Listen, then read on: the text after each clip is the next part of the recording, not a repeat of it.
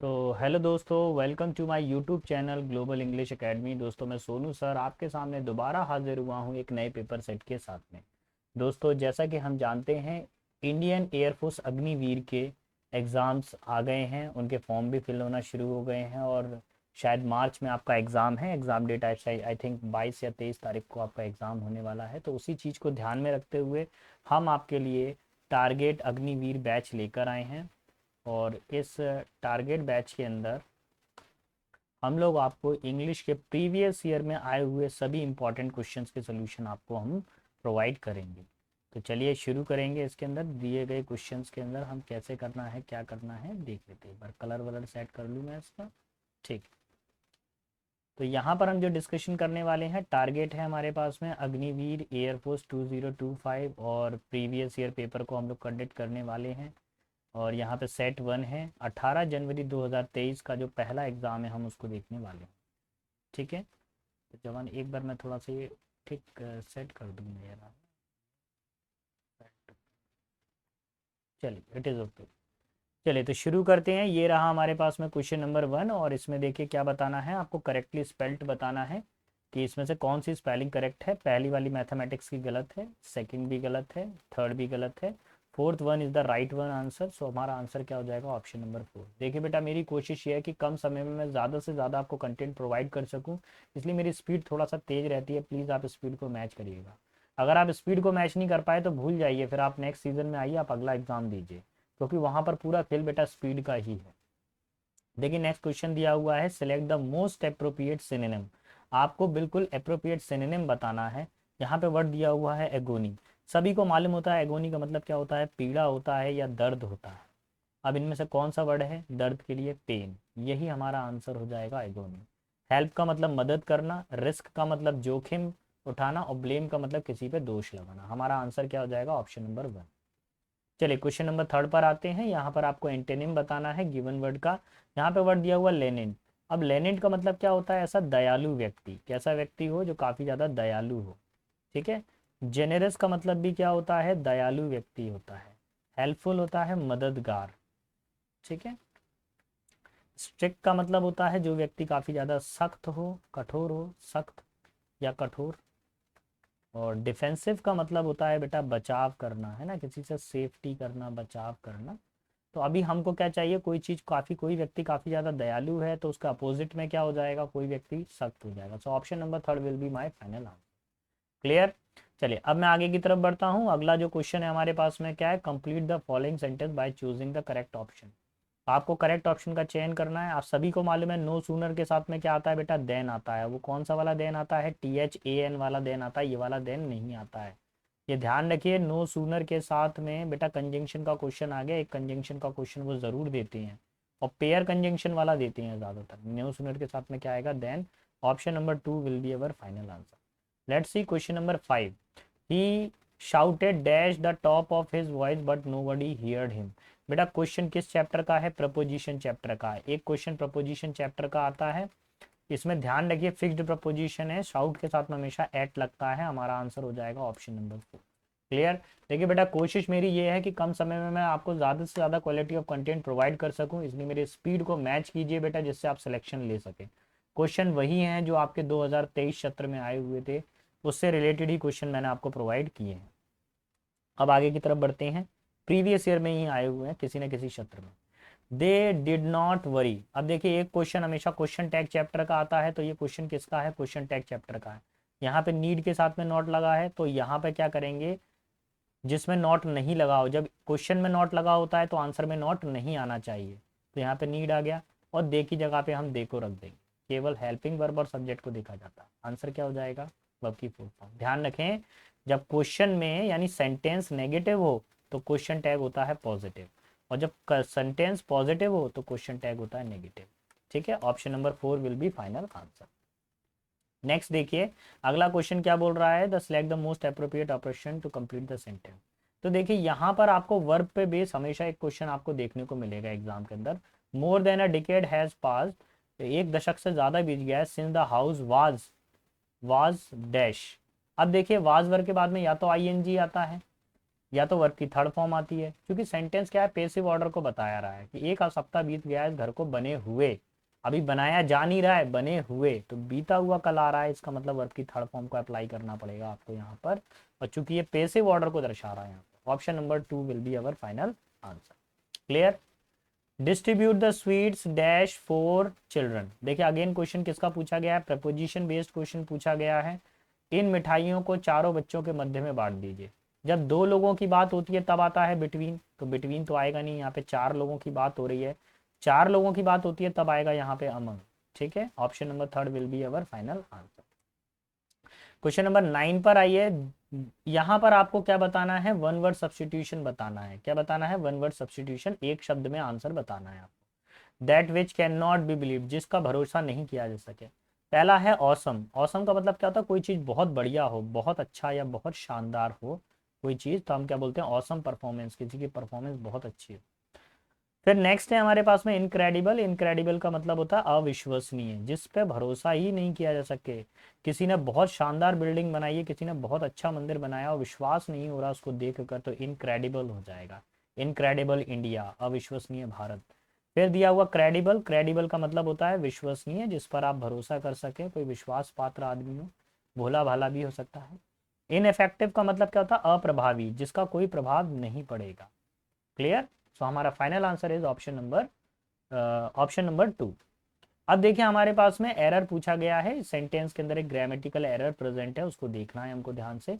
Australia is one of the most pre progressing countries in the southern hemisphere. बेटा एक structure बना लो, और ये हर साल में या हर 2 साल में बेटा ये रिपीट होता ही है स्ट्रक्चर। आप इस स्ट्रक्चर को ध्यान से देखिएगा, ये कंफर्म रिपीट होता है एग्जाम के अंदर। Sir one of the most promising, most promising तो बेटा हो गया सुपरलेटिव डिग्री, और सुपरलेटिव डिग्री के बाद में ये क्या आ रहा है बेटा, सिंगुलर काउंटेबल नंबर आ रहा है। हमको क्या चाहिए, प्लूरल काउंटेबल नंबर, तो कंट्री नहीं होगा, क्या होना चाहिए, इसको प्लूरल बनाइए बेटा, कंट्रीज हो जाएगा हमारा आंसर। ठीक है, और आंसर कौन सा टिक करोगे बेटा, option number 3 will be our final answer. Clear.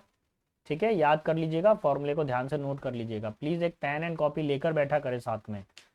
चलिए आगे बढ़ते हैं। Neither Elena nor they is going to win the lucrative basketball tournament. ना तो एलिना ना ही वो लोग इस बास्केटबॉल मैच को, टूर्नामेंट को जीतने वाले हैं। चीज़ ध्यान रखेंगे आप, इधर फॉर्मूला बनाइए बेटा मेरे साथ में यहाँ पर, इसको कर लीजिए नीदर। क्या हो जाएगा, नीदर पढ़ा रहे हैं ना, नीदर नो, साफ साफ लिख देता हूँ, neither plus subject 1 plus nor plus subject 2 plus verb. अब आपको ध्यान रखना है यहाँ सब्जेक्ट 2 के अकॉर्डिंग ही पूरा काम होगा। ये रहा एलेना सब्जेक्ट 1 और ये सब्जेक्ट 2, सब्जेक्ट 2 के अकॉर्डिंग ही पूरा काम होगा। दे के साथ में कभी इज नहीं आता, हमेशा क्या आता है, आर आता है, तो हमारा आंसर हो जाएगा आर।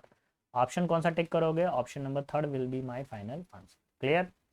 आगे बढ़ूंगा अगले क्वेश्चन की तरफ पर, क्या लिखा हुआ है, select the correct passive voice. आपको करेक्ट पेसिव वॉइस का सिलेक्शन करना है।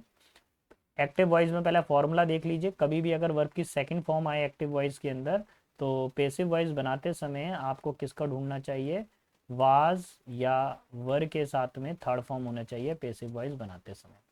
तो देखिए यहाँ पर सेकंड फॉर्म आ रहा है बेटा, यहाँ पर हैड बीन आ रहा है जो कि गलत है। यहाँ पे वाज तो आ रहा है, लेकिन वाज के बाद में क्या आ रहा है, बीइंग, जो कि गलत है। तीसरा वाला देखिए यहाँ पर वाज आ रहा है और वर्ब की थर्ड फॉर्म आ रही है, चलिए इसको होल्ड करके रखते हैं, एक और चेक करके देखते हैं। चौथे वाले में हैड बीन आ रहा है, ये तो गलत है, तो तीसरा ही इसका सही आंसर होगा, option number 3 will be our final answer. चलिए अब क्वेश्चन नंबर 13 पर आते हैं, और 13 में क्या बोला गया है, he said hurray I have won the match. तो हुर्रे मतलब खुशी की बात हो गई। कौन सा नरेशन है ये एक्सक्लेमेटरी सेंटेंसेस है। तो जब एक्सक्लेमेटरी सेंटेंसेस आते हैं तब आपको क्या करना पड़ता है कि दिए गए सेंटेंस में आपको देखिए ही की जगह ही, सेट की जगह पे एक्सक्लेम्ड विद। अब देखिए हुर्रे मतलब खुशी की बात है, सोरो मतलब दुख की बात है, इसको तो आप साइड कर दीजिए।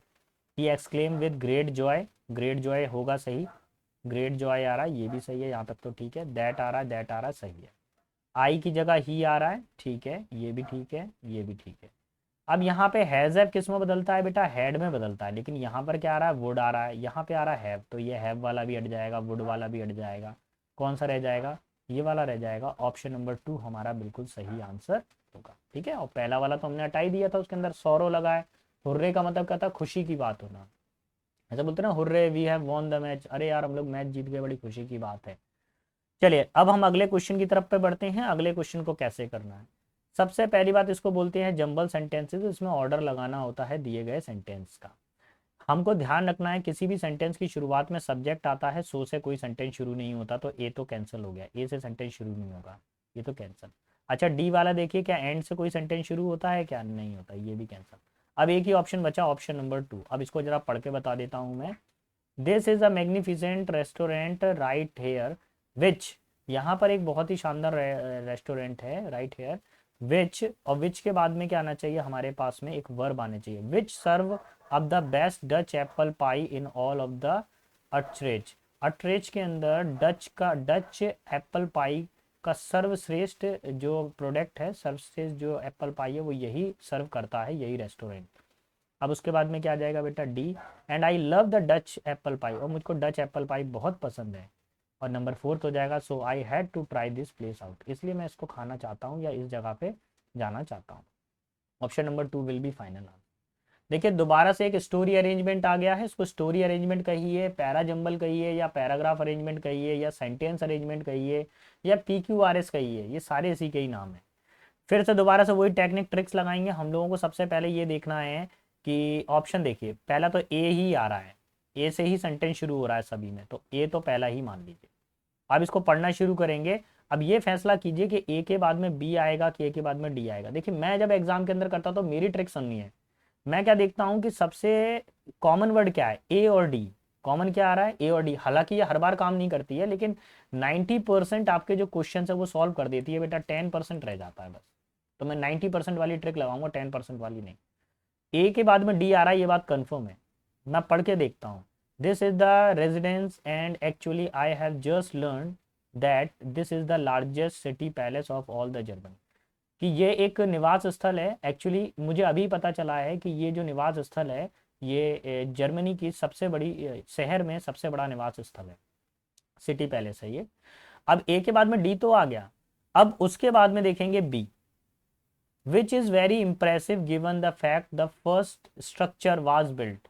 हमें पता चलता है इसके बारे में, इसके अंदर एक मुख्य बात ये है कि ये जो पहला स्ट्रक्चर है जो बिल्ट किया गया था, ये क्या हो गया थर्ड, ये क्या हो गया फोर्थ, जो बिल्ड किया गया था 1395 में, and it continued being bigger and bigger bigger, और ये जब से ये बढ़ता ही बढ़ता बढ़ता जा रहा है, बड़ा ही होता जा रहा है।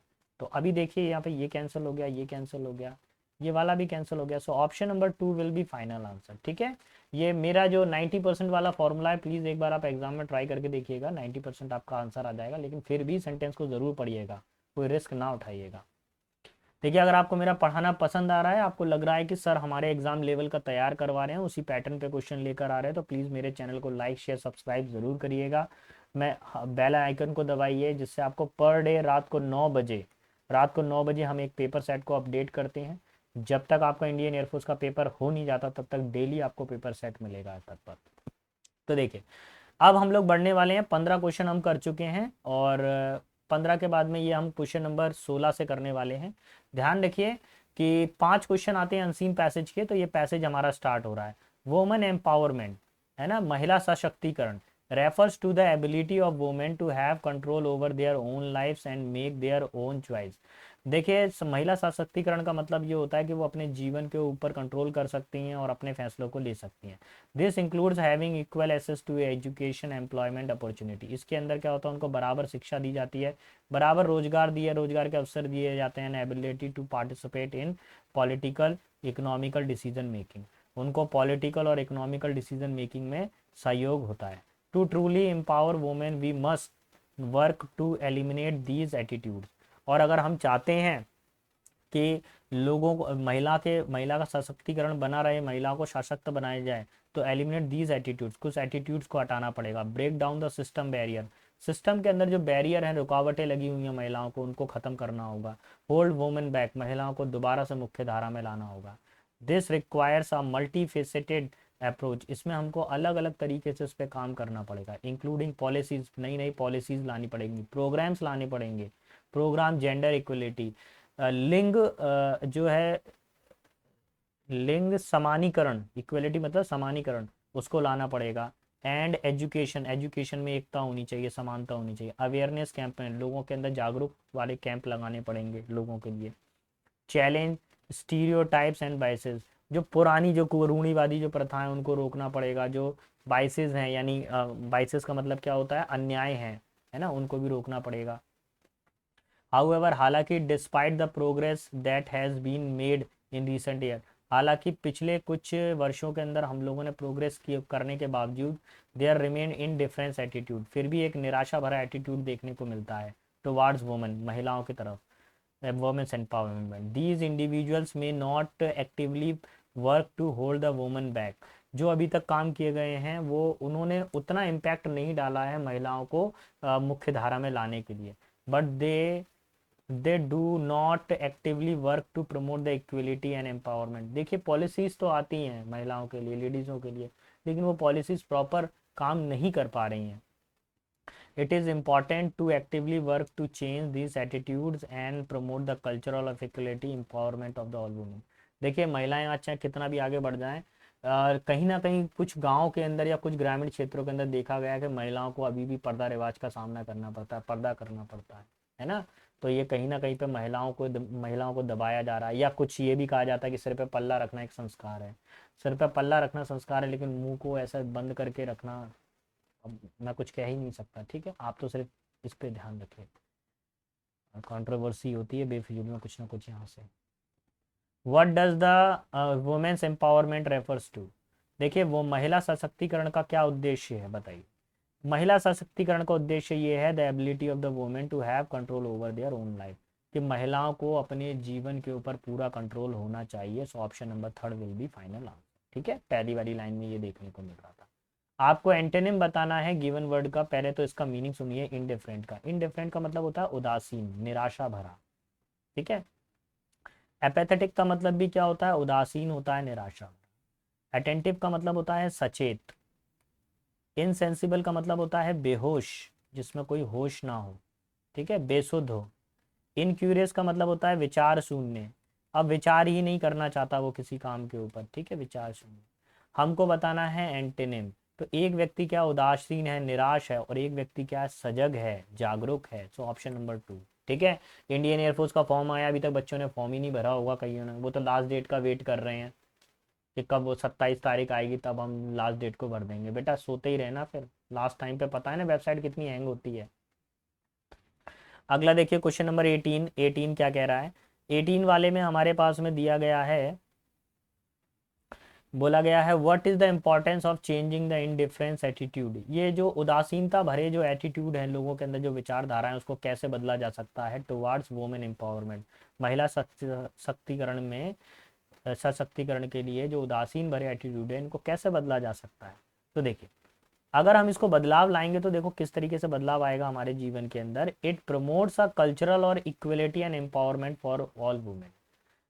हमको क्या करना पड़ेगा, सभी महिलाओं के प्रति क्या करना पड़ेगा, सभी महिलाओं के प्रति हम लोगों को क्या करना पड़ेगा, देखो यहीं पर ही लिखा हुआ, these remains in different attitude toward the women's empowerment. उसका रीज़न क्या है, हमको क्या करना पड़ेगा, actively work to promote equality empowerment, हमको लोगों को क्या करना पड़ेगा, जागरूक करना पड़ेगा। और देखिए यहाँ पर भी एक लास्ट में लिखा हुआ, promote a cultural of equality and empowerment of all women, हमें समाज के अंदर एकता लानी पड़ेगी जिससे महिलाएं मुख्य धारा में आ सकें। So option number 4 will be final answer. चलिए क्वेश्चन नंबर 19 की तरफ आइए। 19 क्या कह रहा है, what is required to truly empower women, महिलाओं को जो है सशक्तिकरण बनाने के लिए वास्तव में हमको किस चीज़ की आवश्यकता है। देखिए सबसे पहली बात, an attitude shift, a shift mindset toward the gender equality. देखिए जेंडर इक्वलिटी की तो बात तो कही गई है, लेकिन लोगों के दिमाग से हटाना पड़ेगा जेंडर इक्वलिटी, जो है जेंडर इक्वलिटी की जो माइंडसेट है उसको थोड़ा क्लियर करना पड़ेगा। फिर देखिए फोर्थ वाला, tackling the underlining of the causes of gender equality on the society, जो जेंडर इनइक्वलिटी है उस सोसाइटी के अंदर उससे हमको लड़ना पड़ेगा। तीसरा देखिए हमारे पास में क्या आ रहा है, women have the same right ability opportunity as man, कि महिलाओं के पास में भी वही हक होना चाहिए, वही अधिकार होना चाहिए जो पुरुषों के पास में होता है। ये भी ठीक है भैया। देखिए वास्तव में अगर हकीकत में महिलाओं को अगर अपन को लाना है मुख्य धारा में, तो हमको क्या करना पड़ेगा, टू एलिमिनेट टिपिकल एटीट्यूड, पुरानी सोच को खत्म करना पड़ेगा, break down the system barrier, समाज के अंदर जो रुकावटें हैं, क्या क्या रुकावटें हैं, जेंडर इनइक्वालिटी वाली, and the hold the women back, जो महिलाओं को जकड़े हुई हैं, उन रुकावटों को अंत करना पड़ेगा। सो option number 2 will be final answer. ठीक है, चलिए तो क्वेश्चन नंबर 20 पर आते हैं। बेटा मेरी कोशिश ये है कि मैं थोड़ा सुपर फास्ट पढ़ाता हूँ, मैं अपने चैनल पे ना फालतू का प्रमोशन नहीं करता, ये कर दीजिए वो कर दीजिए। एक बार बोल दिया पसंद आ रहा है तो भैया लाइक शेयर सब्सक्राइब कर देना। बाकी आप अपना पढ़ाई पे फोकस कीजिए, इंपॉर्टेंट क्वेश्चन पे फोकस कीजिए, कम समय रह गया, अच्छे से तैयारी कीजिए। कोई भी डाउट आ रहा है तो कमेंट बॉक्स में बेटा प्लीज़ मुझको लिख कर बताइए, वहां पर अपने डाउट्स लिखिएगा, प्लीज़ हाय हेलो ना कीजिएगा, अपने डाउट्स लिखिए। हम आपके लिए बैठे हुए हैं, हम आपके डाउट सॉल्व करने के लिए बैठे हुए हैं। स्पेशल ऑफलाइन वाले बच्चों बेटा जो वीडियो देख कर आ रहे हैं उसको अच्छे से रट लेना, उसका टेस्ट होगा, है ना। आप लोगों को अब तो बहुत मक्कारी हो गई, अब तो फॉर्म भरेंगे, अच्छे से तैयारी चलेगी। और बिल्कुल जैसा पिछली बार तैयार करवाया था, कुछ बच्चे रह गए थे एक दो, तो अब की बार वो रुकेंगे नहीं, वो निकलेंगे अब की बार। देखिए हमें क्या बताना है यहाँ पर, पैसिफिक बताना है। पैसिफिक का select the verb form of an adjective, verb form बतानी है किसकी, पैसिफिक की। पैसिफिक ऑलरेडी एक एडजेक्टिव है, इसका वर्ब फॉर्म बताना। तो देखिए इसमें TION लगा है तो ये नाउन है, इसमें FID है ये भी वर्ब है, इसमें ING लगा ये भी वर्ब है, इसमें FY लगा ये भी वर्ब है। लेकिन देखिए तीनों वर्ब हैं इनमें से, लेकिन देखना होगा कि बेस वर्ब क्या होती है, मेन वर्ब क्या है, पैसिफाई है। पैसिफाई से फिर सारी की सारी वर्ब निकली है। सो option number 1 will be final answer. Clear. रोजाना रात को 9 बजे ये पेपर आपके लिए अपलोड किया जाता है, रोजाना मैं आपको एक पेपर सेट दूंगा, है ना। तो बेटा अच्छे से तैयारी करो, हम आपके भविष्य के लिए बोल रहे हैं, अच्छे से पढ़ो बेटा, सिलेक्शन लो। स्पेशल ऑफलाइन वाले बच्चे बेटा अच्छे से पढ़ो, तुम लोग बिल्कुल क्लास के अंदर पढ़ नहीं रहे हो, अब डंडे पड़ेंगे तुम लोगों को। ठीक, ओके बेटा, best of luck, see you tomorrow.